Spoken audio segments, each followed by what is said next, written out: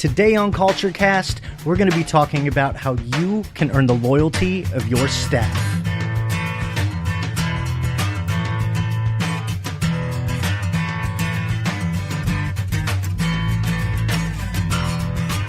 Hey everybody, welcome to another episode of CultureCast. I am your host, Jay Lippman. Excited about this episode. I'm going to be talking about something that's really important, actually. It's something that came up over the week. I wrote an article about it, and now I want to talk about it on the show. So Tuesday, I was down in DC driving for Uber, which is something that I do while I'm, trying to build up this business. It's basically my main source of income at this point.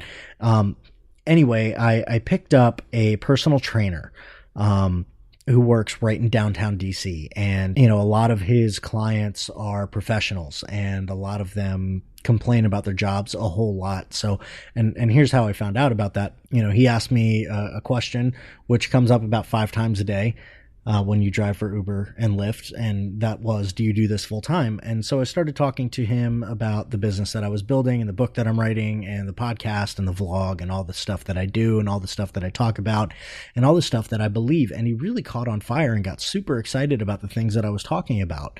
And he also got equally confused as to why more business owners and why more companies don't understand the importance of what I do and the importance of the things that I teach.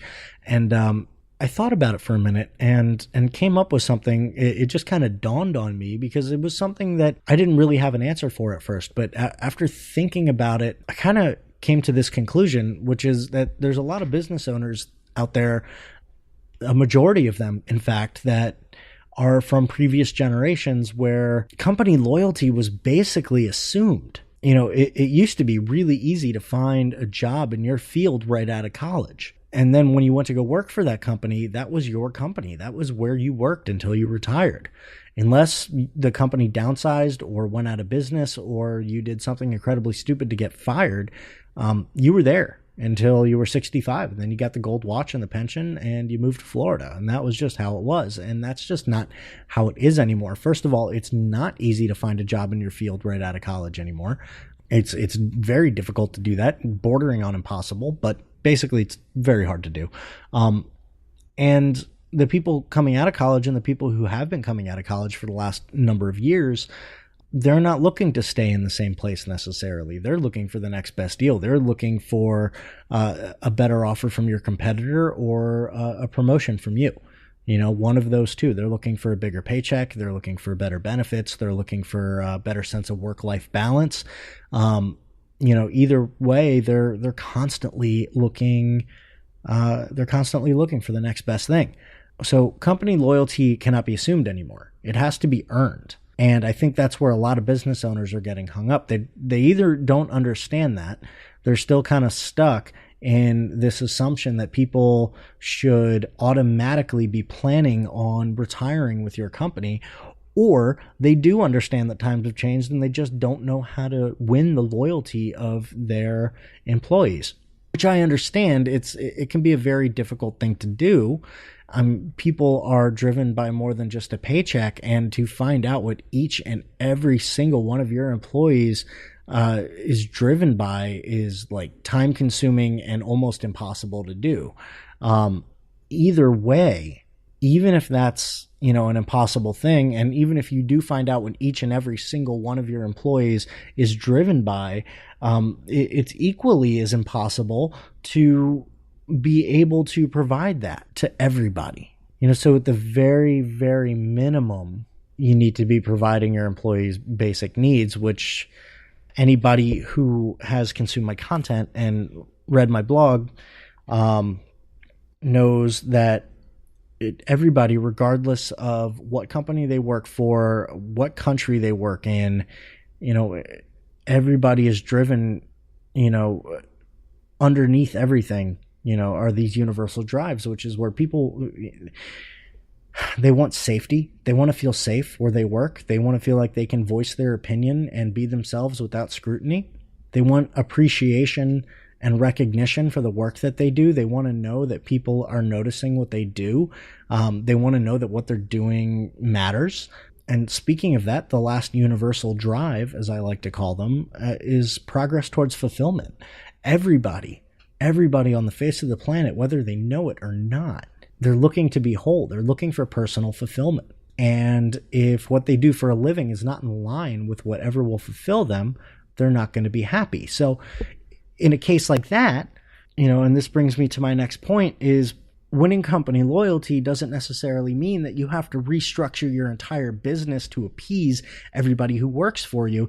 What it does mean is that you need to be extra vigilant that the people who work for you are a cultural fit, that they believe what you believe, that they are invested in, goals that align with your own, that their core values and your core values match up, that they're a good pair. And that's like the very, very first step to earning company loyalty. And after that, it's all about communication and team building. There are just so many ways to earn the loyalty of your company, but what it comes down to is putting people before profit and investing your time and energy into creating the best possible experience for the people that work for you. And when I say that, I don't mean putting a foosball table in the break room or, having catered lunches or allowing people to drink beer in the office on Fridays.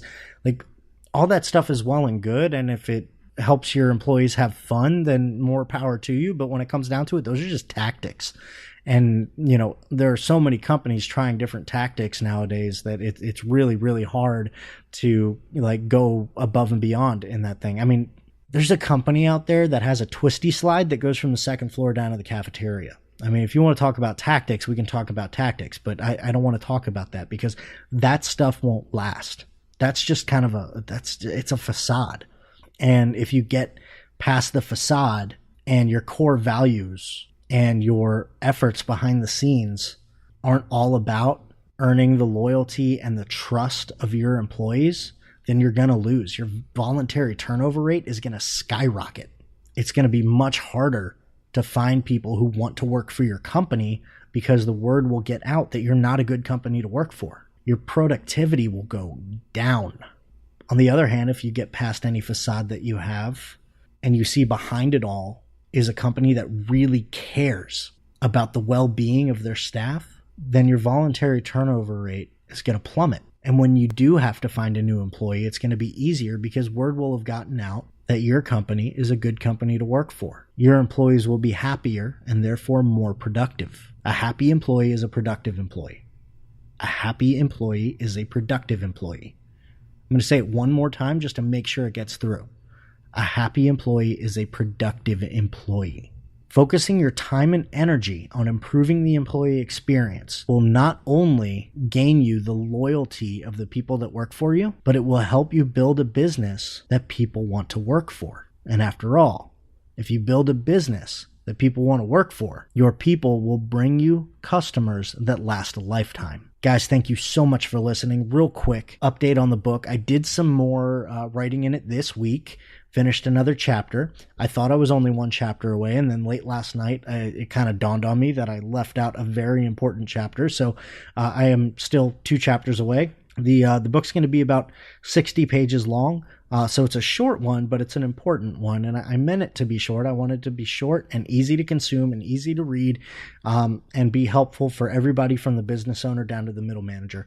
And I'm really excited about this. I've chosen an editor. So once we get these last couple chapters written, it'll be off to the editor. And so I'm hoping by end of October, this book is going to be out. So keep an eye out for that. Keep an ear out because I'll be updating you here on the show and on the vlog. Guys, I'm still looking for guests and questions. So if you know of anybody who you think should be a guest on CultureCast, I am looking for the best manager that you ever had. And I'd love to interview them in the show. So if you know of anybody, shoot me an email, hit me up on social media. If you have any questions, use the hashtag CultureCast. I am monitoring that hashtag like my life depends on it. And if I come across any questions, I will answer them on the show. Guys, again, thank you so much for listening. Keep working to make the world a better place. And I'll talk to you next week.